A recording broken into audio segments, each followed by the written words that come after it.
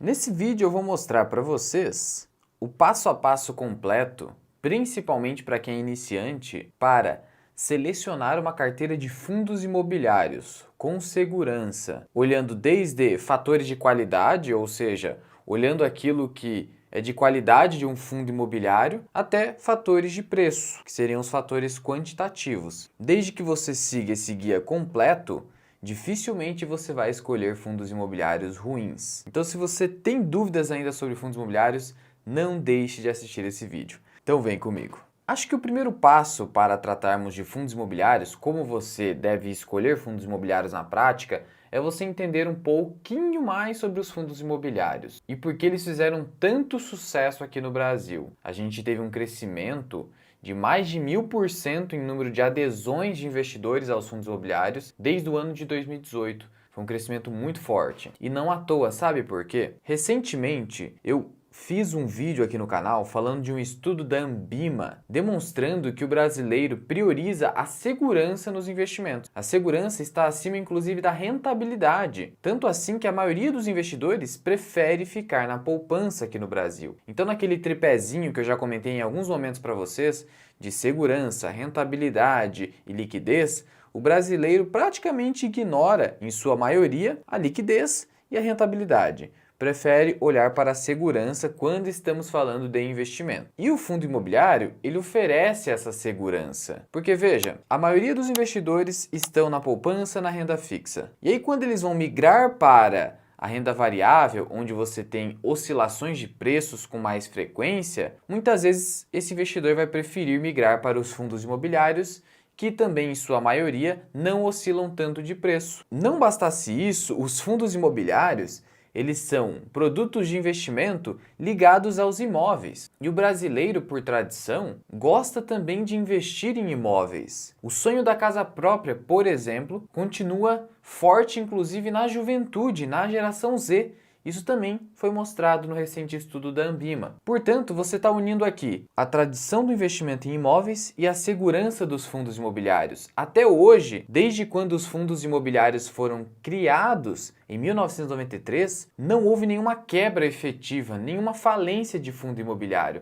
Então a junção disso tudo gerou um produto que o brasileiro adora e os números mostram isso. E como a gente poderia conceituar um fundo imobiliário? É um investimento de renda variável em que vários investidores, em comunhão de recursos, não se assuste com esse termo, significa apenas que várias pessoas se juntam com dinheiro, cada uma podendo contribuir com quanto tem para investir, para se unirem num condomínio, igual o condomínio onde você mora eventualmente, essas pessoas se unem, colocam dinheiro ali dentro para comprar o quê? Ou vão comprar imóveis, em que elas não conseguiriam comprar esses imóveis sozinhas. Agora, juntas elas conseguem comprar um grande galpão, um grande shopping, ou elas vão comprar dívidas desse setor imobiliário. Por isso que nós temos aqui desse lado o fundo de tijolo, onde essa comunhão de recursos, esse condomínio, é voltado para a compra de imóveis físicos. Enquanto que desse lado aqui, dependendo do fundo imobiliário, ele vai fazer o quê? Ele vai pegar todo esse dinheiro reunido para investir em títulos, em dívida, em promessas de pagamento que estão atreladas ao setor imobiliário. E o detalhe é que os fundos imobiliários hoje, eles pagam para os seus investidores, para esses condôminos, pode parecer estranho, mas é assim mesmo que se fala, para esses condôminos, um dividendo mensal. Todos os meses, na conta da sua corretora, entra um pouco de dinheiro relacionado aos fundos imobiliários. Um pouco entre aspas, por quê?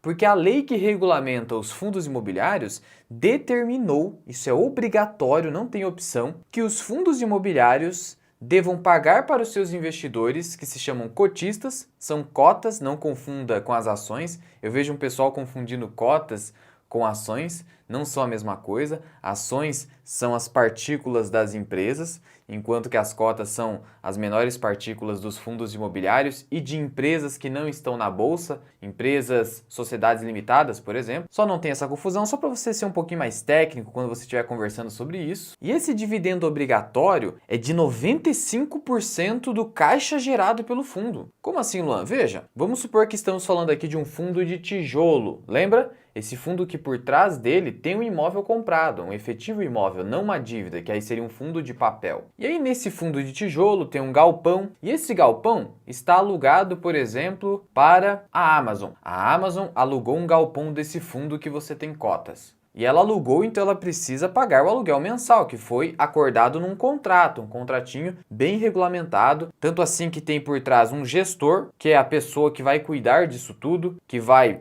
cuidar dos aluguéis, vai comprar e vender imóveis, e você tem que pagar algo para essa pessoa, que a gente chama de taxa de administração. Ora, você está fazendo o quê? Você está delegando o serviço para um terceiro, você está dizendo, olha, faça todo esse trabalho aí por mim, porque eu não seria bom em selecionar imóveis, em tratar questões de aluguéis com inquilino, essa coisa toda. Você é um profissional dessa área, então eu aceito pagar um valor. Então é isso que é a taxa de administração. Ela também não pode ser alta demais, porque senão vai prejudicar a sua rentabilidade como investidor. E aí, gerou esse aluguel entrou no fundo. Um aluguel, por exemplo, de 100 mil reais. Entrou 100 mil reais da Amazon no fundo imobiliário, por conta desse galpão que ela alugou. Esses 100 mil reais, depois de pagar as despesas do fundo, o que foi gerado de caixa, 95% obrigatoriamente precisa voltar para o cotista na forma de dividendos. E esses dividendos são isentos de imposto de renda. Então, um dinheiro, entre aspas, limpo, que volta para o cotista, que aí ele pode usar para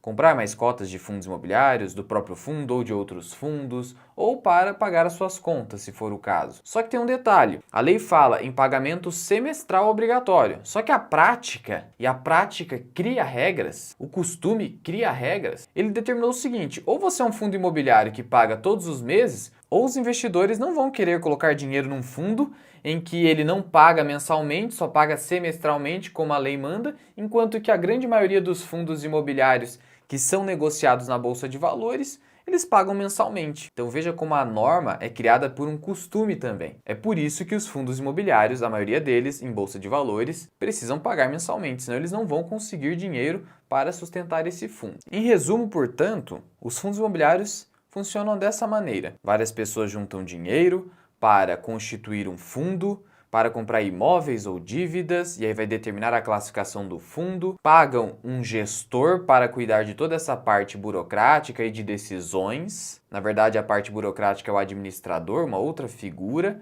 o gestor é quem toma as decisões, e aí você paga uma taxa para remunerar todo esse serviço, que é a taxa de administração. Também tem a taxa de performance, não são todos os fundos que cobram a performance, mas aqueles que querem superar um índice, querem ter uma gestão bem mais ativa, aí eles vão buscar alguma performance bem acima do que você poderia ver no mercado, e aí por conta disso eles cobram uma taxa em cima dessa performance. No geral você vai ver esse tipo de taxa nos fundos de papel, porque aí o pessoal fala, a gente tem aqui uma linha, uma meta de IPCA mais 5%, o que a gente superar de IPCA mais 5% ao ano vai ser a nossa performance e aí a gente cobra 20% em cima disso. Então geralmente são os fundos de papel, porque onde a gente está falando de dívida, a gente tem mais margem para fazer esse tipo de coisa. E no final, todo esse dinheiro que foi gerado, seja de aluguéis ou das dívidas, o pagamento recorrente das dívidas, o devedor vai pagar para o fundo, porque o fundo comprou essas dívidas. E aí todo esse dinheiro que entra, todo esse caixa gerado no fundo, 95% volta para os cotistas. A obrigatoriedade é semestral, mas os fundos vêm pagando de forma mensal. Pode ser que o fundo não pague 95% em determinado mês, mas ele vai compensar até o final do semestre. Então olha só o detalhe também. Pode ser que você vai lá e vai olhar dentro do relatório gerencial do fundo, que mensalmente é publicado, você vai olhar o seguinte, peraí, esse mês aqui do caixa gerado só pagou 90%, não é 95%? Sim, mas aí tem um detalhe, ele vai compensar essa diferença em algum momento do semestre, porque a obrigatoriedade é do semestre. Então também saiba ter esse senso crítico. E todos esses dividendos são isentos de imposto de renda. Claro, se você vender um fundo imobiliário com lucro, e o que significa isso? O fundo imobiliário se valorizou desde o momento da sua compra e você vendeu com esse lucro, com essa diferença, aí você vai pagar imposto de renda. Não é o dividendo que eu estou falando aqui. O dividendo, ele não vai entrar nessa conta. Ele é isento. Agora, esse ganho de capital, essa diferença entre preço médio de compra e preço médio de venda, se for uma diferença positiva com lucro, aí vai incidir uma alíquota de 20%. O imposto de 20%. Então essa seria a desvantagem fiscal tributária dos fundos imobiliários, mas seria a única desvantagem tributária aqui, porque nos dividendos você tem isenção. E esses fundos imobiliários, justamente por estarem atrelados a imóveis, e os imóveis historicamente não oscilam tanto, é por isso que na Bolsa de Valores as cotas deles não oscilam tanto, e isso atraiu os brasileiros pela segurança e baixa volatilidade. E aí, feitas essas considerações, eu quero te mostrar aqui um comportamento que está havendo no mercado de fundos imobiliários para depois a gente passar para o passo a passo para você escolher os fundos imobiliários para a sua carteira de investimento. Caso você esteja querendo comprar fundos imobiliários. Lembrando que esse vídeo não é nenhuma recomendação. E aí, esse gráfico que vai estar aparecendo para vocês aqui, ele é um gráfico que demonstra o comportamento do IFIX. O que é o IFIX, Luan? Ele é uma carteira teórica de ativos de fundos imobiliários que representa o desempenho médio dos fundos imobiliários no Brasil. É como se fosse o Ibovespa para as ações. Então ele é a referência do mercado de fundos imobiliários no Brasil, obviamente. E aqui tem o comportamento do IFIX ao longo do tempo, de 2010 até 2022. E o que ele está dizendo aqui para a gente? Ele está dizendo o peso que cada classe de fundo imobiliário foi tendo ao longo do tempo. E aqui nós temos as classes logístico industrial, fundo de tijolo, logístico, fundo que investe em galpões logísticos, tem no seu portfólio galpões logísticos. Segmento corporativo em azulzinho, lajes corporativas, grandes escritórios. Esse vermelhinho aqui, FOF, são fundos imobiliários que investem em outros fundos imobiliários. Então sim, você pode comprar cotas de fundos imobiliários em que esse fundo imobiliário que você está comprando cotas, ele vai investir em outros fundos imobiliários. É como se você estivesse delegando 2 vezes o serviço de escolher fundos imobiliários. Dá para fazer isso também. Esse outro verdinho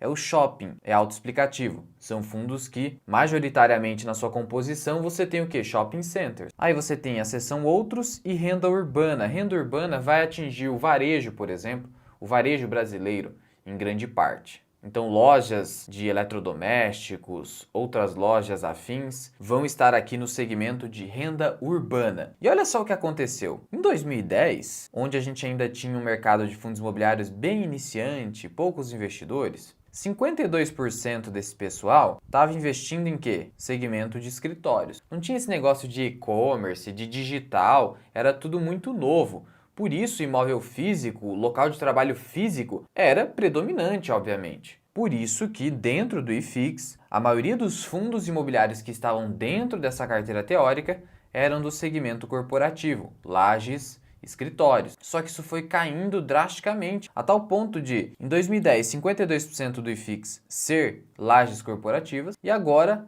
12%. E esse número vem caindo, dando lugar para quê? O que cresceu muito aqui? Esse azul mais escuro que é o quê? CRI. Fundo de CRI é o fundo de papel, porque CRI significa Certificado de Recebíveis do Setor Imobiliário. São as dívidas do setor imobiliário. Então veja que o comportamento dos investidores foi o quê? Aumentar a demanda por fundos de papel, fundos de CRI. E hoje quase 45% já do IFIX são fundos de CRI. E isso já traz para a gente um comportamento dos investidores em fundos imobiliários de preferir renda fixa dentro do portfólio, porque a renda fixa acaba rendendo mais. Então veja que o brasileiro começou a olhar mais para a rentabilidade, por isso começou a se voltar mais para os fundos de dívida. Só que isso é perigoso porque tem muitas dívidas que não são pagas, dívidas super arriscadas, e o pessoal não está preparado para isso. Acaba entrando nesse segmento de fundos de dívida e aí acaba se metendo em rascadas de fundos muito alavancados, fundos que têm uma alta taxa de inadimplência, um forte risco de crédito e não olhou para tudo isso porque não estava preparado para isso. Então, houve um crescimento muito grande que não acompanhou a evolução da educação financeira do investidor nessa área de risco de crédito. Então, toma cuidado com o fundo de papel. Já é a primeira dica aqui para vocês. Na dúvida, fique só com o tijolo. O tijolo não vai ter todo esse problema. O problema do tijolo é você ter ali o inquilino rescindindo o contrato, imóvel sem locar, que nós já falaremos adiante. Além disso, o que cresceu também são os galpões logísticos. Esse verdinho saiu de 7% em 2012, até menos do que isso em anos anteriores, para 18%. Shopping cresceu um pouquinho, mas teve primeiro um decréscimo, depois subiu. Então, na prática, o que nós temos aqui? Um forte crescimento de fundos de CRI e um crescimento interessante de fundos de galpões logísticos, o que foi impulsionado por essa tendência do comércio eletrônico. Por isso que eu reforço aqui para vocês. Na dúvida, cuidado com os fundos de papel. Está crescendo a demanda por eles e isso pode fazer com que você caia em diversas armadilhas desses fundos. Nesse ponto, eu prefiro que você vá contra essa tendência. Você pode ir nos fundos logísticos, mas essa tendência de fundo de papel, isso é só para quem é muito mais avançado. E aí, indo agora para a prática da escolha dos fundos imobiliários, eu criei aqui uma lista de checagem, um checklist, para você escolher fundos imobiliários na prática. E aí você vai seguir esse passo a passo, vai até aqui o número 15, aí você vai clicando aqui para conferir, para fazer a sua checagem, e nessa sequência você vai seguindo uma ordem lógica, primeiro olhando para aspectos de qualidade do fundo imobiliário, depois para aspectos de preço. Sempre lembrando que a qualidade está acima do preço, todos importam, mas em grau de importância, primeiro a qualidade, depois o preço. Não ignore nenhum. E eu vou deixar essa lista aqui para os membros do canal, se você tiver interesse, já se torne membro. De todo modo, se você quiser copiar o que está aqui, você também pode, o vídeo está aberto para vocês aqui. Muito bem, e como que você começa a escolher um fundo imobiliário, a montar uma carteira do zero, ou até melhorar a sua carteira eventualmente? Primeiro você vai para o óbvio. Você quer focar numa carteira de fundos de tijolos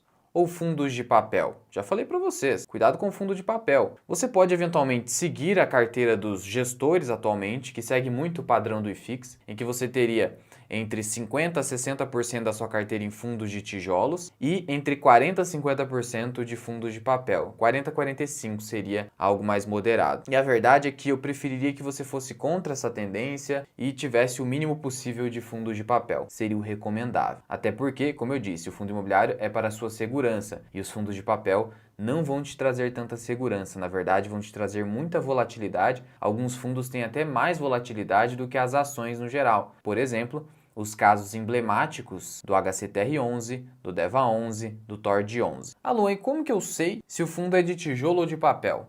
É uma informação básica, mas às vezes eu não sei identificar. Você pode utilizar os sites para isso. Por exemplo, o Investidor 10, que eu costumo utilizar. Também tem outros sites especializados em fundos imobiliários, como o Clube do FI, mas eu vou utilizar aqui o Investidor 10, você pode complementar com o material que você bem entender. E o próprio nome do fundo já vai te dizer isso. Olha só, logística, o nome já te indica. Outro ponto, se você for aqui numa classificação por segmentos, você vai clicar aqui em FIIs, segmentos, e vai te dizer qual o segmento de fundo imobiliário. Por exemplo, lajes corporativas. O que eu vou ter aqui então? Fundos focados em escritórios, lajes corporativas. Agora voltando aqui, eu posso clicar em todos e aí eu posso selecionar o segmento aqui. E aí, tá vendo esse aqui? Títulos e valores mobiliários? Títulos. Vai pegar o quê? Vai pegar os CRIs, os fundos de papel no geral. Então você vai pegar aqui fundos de papel, CPTS11, KNCR11 e assim sucessivamente. Assim você vai ir selecionando, vai identificando se o fundo é de papel ou de tijolo. Depois que você fez essa checagem inicial, você vai procurar saber sobre a gestora. Sabe por quê?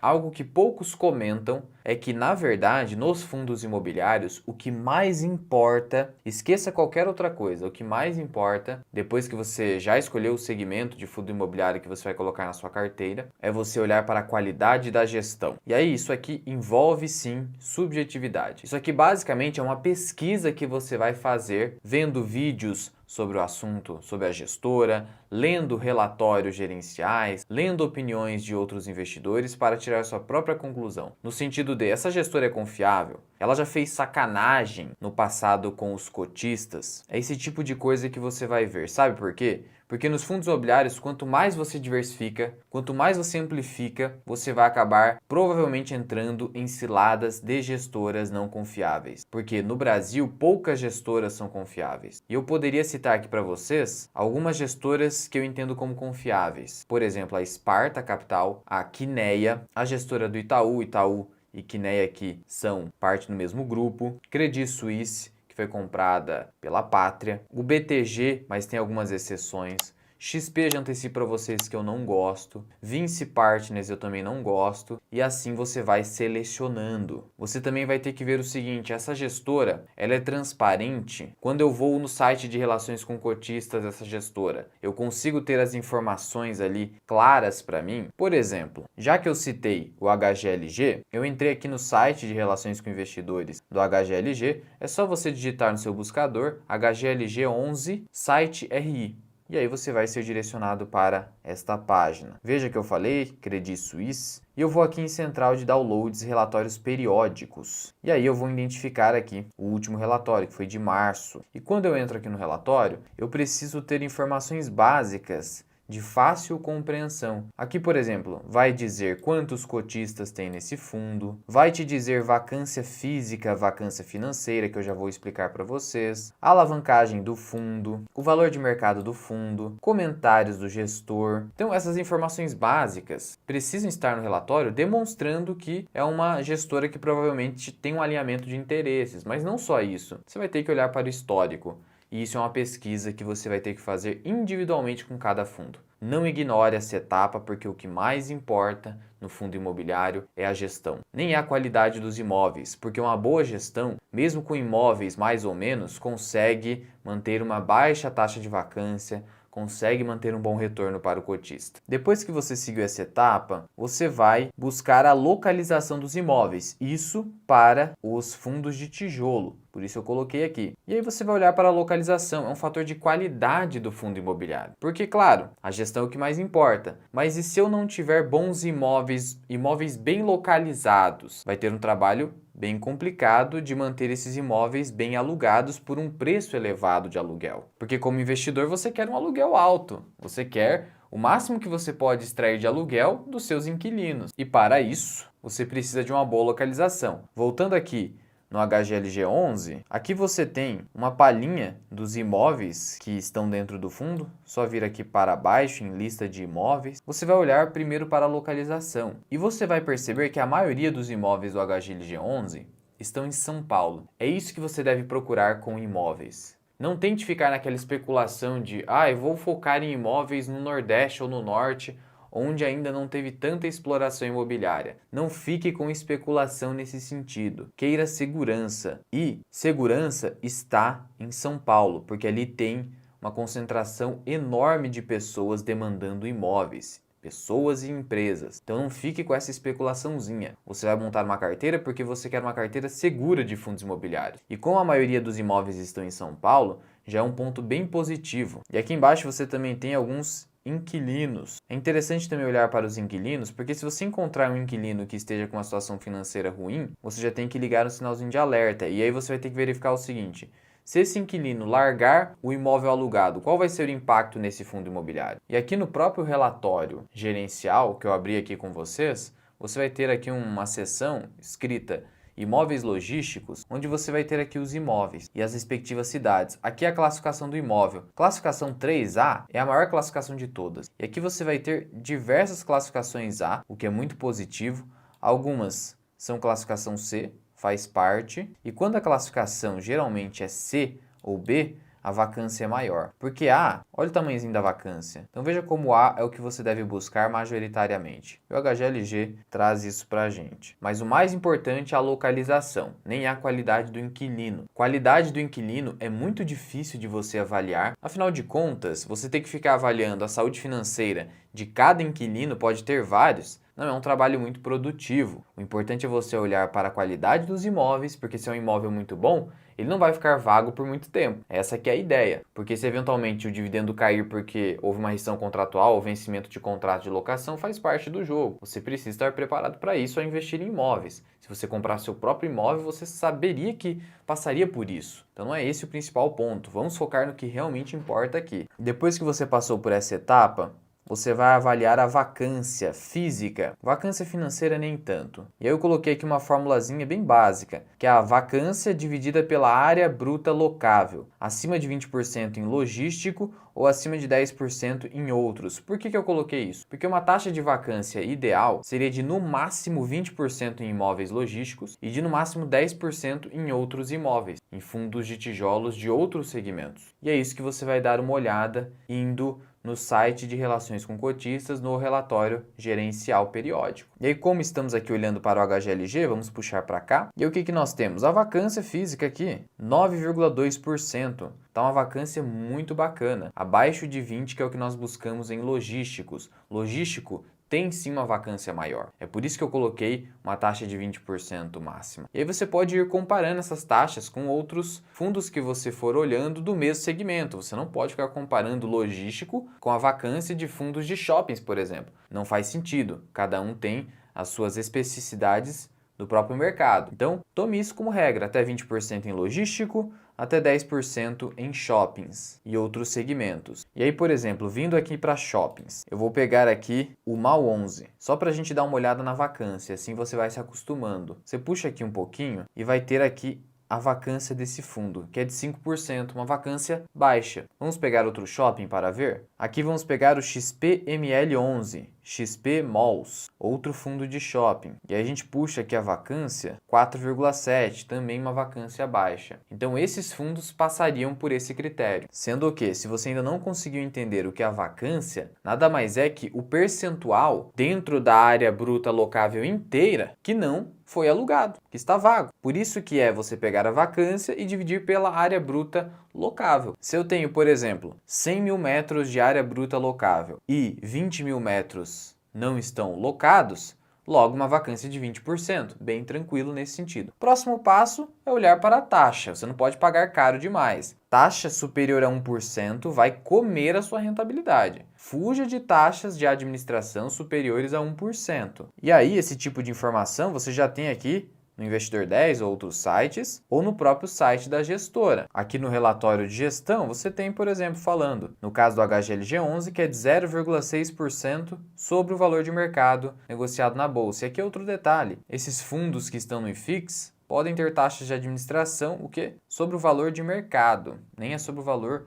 do patrimônio do fundo. É um outro detalhe importante para você ir se habituando aí no mercado de fundos imobiliários. O que está no IFIX, a taxa pode ser dessa forma. Então é só uma questão de fugir de taxas abusivas, porque taxa de administração é um grande problema e isso você vai entender com mais clareza lendo o livro do John Bogle, o investidor de bom senso. Depois que você já deu uma olhada na taxa de administração, não vai ficar deixando dinheiro demais na mão de gestores, você vai olhar para o crescimento dos dividendos do fundo. Sabe por quê? Porque de nada adianta eu receber um dividendo hoje que não vai acompanhar a inflação. Não faz sentido. É claro que tem alguma coisa errada se o dividendo não está crescendo. Porque veja, os imóveis alugados, eles têm cláusulas de reajustamento, de reajuste. Ora, se tem cláusulas de reajustamento, o que está acontecendo para o meu dividendo ficar parado, estático? O que está acontecendo aqui? Ou o fundo está tendo uma vacância muito alta, aí você já deveria repensar esse fundo, mas algum problema está havendo. Ou teve uma pandemia, uma crise que teve que suspender reajustamento,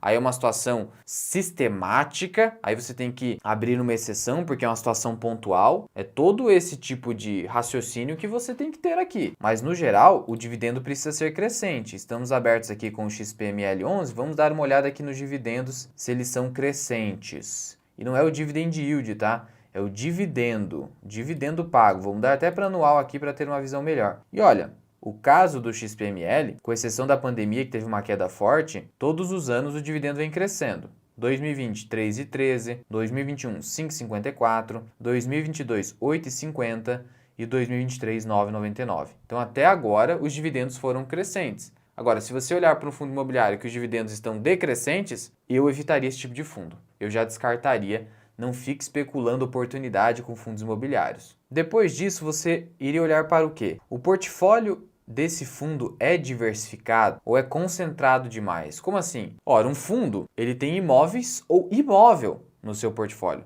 Se for um único imóvel, é um monoativo. Fundo monoativo é um grande risco para você, investidor. Porque se esse único contrato de locação existente for rompido, simplesmente da noite para o dia, você não tem mais aluguel nenhum, dividendo zerado. E no mercado de fundos imobiliários, a cotação, o preço dos fundos imobiliários, segue o dividendo. Se o dividendo cai, a cotação cai. Se o dividendo sobe, a cotação sobe. Assim como no mercado de ações, nós temos que A cotação, no longo prazo, segue o lucro sobe, a cotação sobe, o lucro cai, a cotação cai. Aqui é o dividendo, porque o que acontece? 95% do caixa gerado é dividendo. Então aqui nós temos um dividendo bem previsível, um payout enorme de 95%. Por isso que é assim que funciona nos fundos imobiliários. E como é que você olha isso? Você já tem uma palhinha aqui nesses sites especializados. XPML tem vários imóveis, então já não seria um monoativo. Voltando aqui para o HGLG, ele tem uma série de imóveis, então também não é isso. Mas vale também olhar para um fundo de papel. E aqui eu vou pegar como exemplo o fundo de papel mais líquido, com mais liquidez no nosso mercado, que é o Canip 11, da Quineia. Uma liquidez média diária de quase 10 milhões de reais. Isso aqui para fundos imobiliários é uma liquidez bem alta, apesar desse fundo só ser para investidores qualificados, que são aqueles que possuem pelo menos 1 milhão de reais investidos em ativos financeiros. Imóvel físico não conta, ativos financeiros, bolsa de valores, renda fixa, etc. Mesmo esse fundo sendo assim,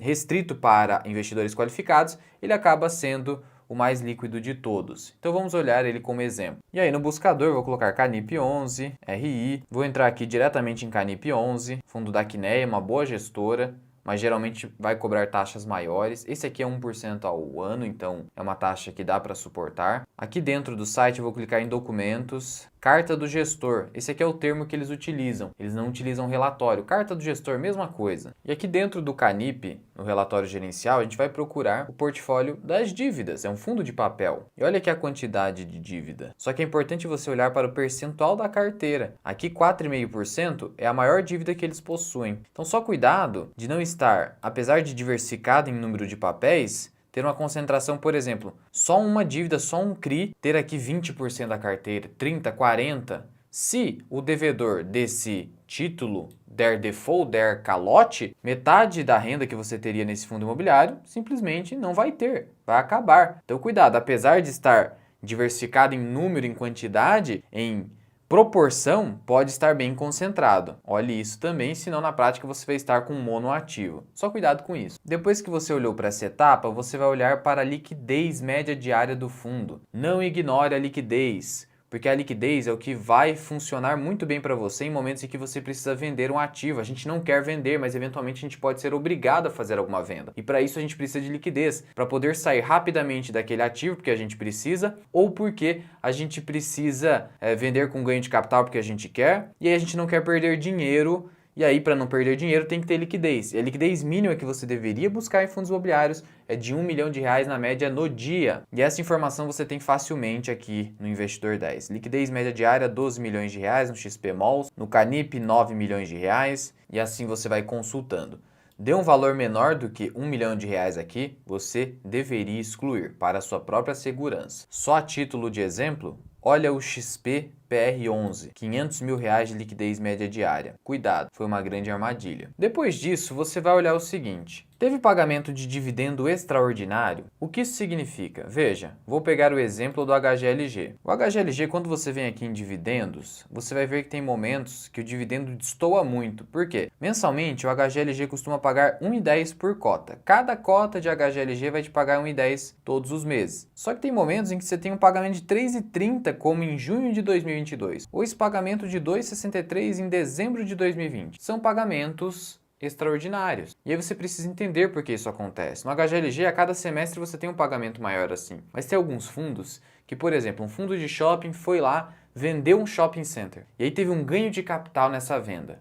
O imóvel se valorizou ao longo do tempo, foi lá, vendeu, realizou lucro, precisa devolver esse dinheiro para o cotista. E aí devolve na forma de proventos, em dividendo. E aí o dividendo é extraordinário. O que acontece? Um dividendo grande, olha o que eu falei para vocês. A cotação segue esse dividendo grande. E aí o pessoal, a sardinhada, vai lá e tudo compra e paga caro por esse fundo. Aí depois você acabou entrando no momento errado, a cota despenca porque o dividendo se normaliza depois disso. O dividendo volta a ficar normal, como aqui no exemplo do HGLG11. Só que no caso do HGLG11 já tem essa previsão aqui de pagamentos extraordinários, mas tem casos, como eu falei para vocês, no geral de vendas de imóveis, onde você vai ter esse tipo de coisa. Cuidado com isso. Vi um dividendo gigantesco em relação aos anteriores, dê uma conferida no relatório gerencial para ver se não tem nada ali de extraordinário, porque se for extraordinário, talvez seja melhor você aguardar um outro momento para comprar e pagar mais barato, um preço condizente com a normalidade dos dividendos. É só isso. Não diz respeito à qualidade do fundo, diz respeito ao momento de comprar. Outro ponto importante, o fundo respeita o limite de 95% de distribuição?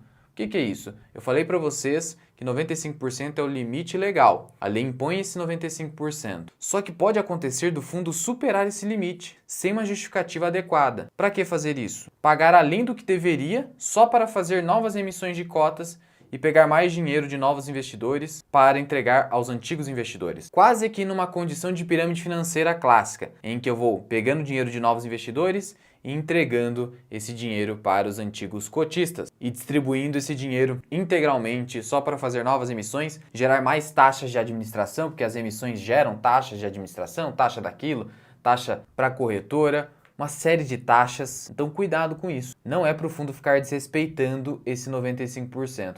E como que você sabe disso? Porque isso inclusive foi um tema de debate pelo gestor da Esquadra, aquele que fez a denúncia do IRB, e ele citou que alguns fundos acabam fazendo isso se equiparando ou se assemelhando a uma pirâmide financeira, mas não são todos os fundos. São fundos que entregam dividendos insustentáveis, especialmente os fundos de papel. É onde você pode ter esse tipo de problema. Mas como que você sabe qual foi a distribuição do fundo? E aqui, aproveitando o exemplo do Canip, que é um fundo de papel, você tem aqui as informações contábeis do fundo no relatório gerencial. E ele vai te dizer o seguinte: qual foi o resultado líquido do fundo em abril de 2023, por exemplo? E qual foi a distribuição? Foi 80 de 92. Então, se você pegar 92 e multiplicar por 95, foi 87,4. E aí isso vai ser compensado, como eu falei para vocês, em meses posteriores.